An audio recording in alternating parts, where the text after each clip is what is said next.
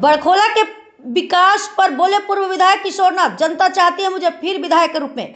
तपांग कछाड़। पूर्व विधायक किशोरनाथ ने रविवार को तपांग में पत्रकारों से बातचीत करते हुए कहा कि उनके कार्यालय 2016 से 2021 में बड़खोला क्षेत्र में ऐतिहासिक विकास हुआ है। बराक नदी पर नए पुल और असम माला योजना की शुरुआत उसी समय हुई थी। उन्होंने कहा कि डिलिमिटेशन के बाद तपांग क्षेत्र बड़खोला में आने के बावजूद अब विकास कार्य ठप है। सड़कें जर्जर और पेयजल संकट गहराया है।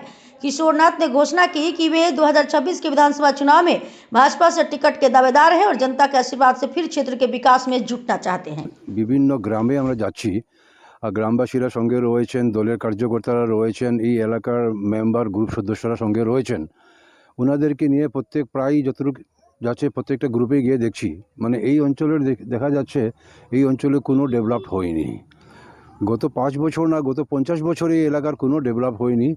বাস মেন রোড যেটা ছিল ওটা কিছু জায়গা আছে পাকা, আর বাকি গ্রামের ভিতরে যে কোনো একটা জায়গায় যে রাস্তা ভালো বা কোনো কিছু সেরকম সুবিধা কিছুই নেই।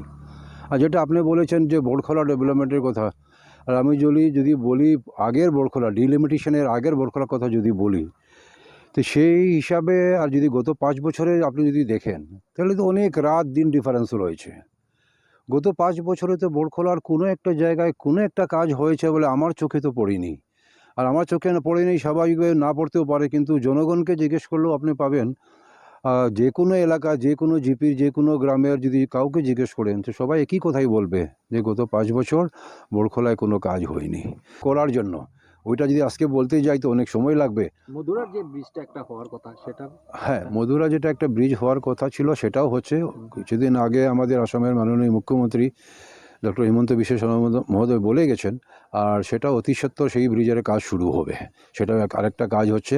ওই অঞ্চলের জনগণের জন্য আরেকটা সুখবর, আগে ছিল না একটা ব্রিজ, এখন একটা জায়গায় এখন 2টা ব্রিজ আমরা ওই এলাকায় আমরা পাচ্ছি, যার জন্য আমাদের আসামের মুখ্যমন্ত্রী মহোদয়কে অশেষ অশেষ ধন্যবাদ জ্ঞাপন করছি।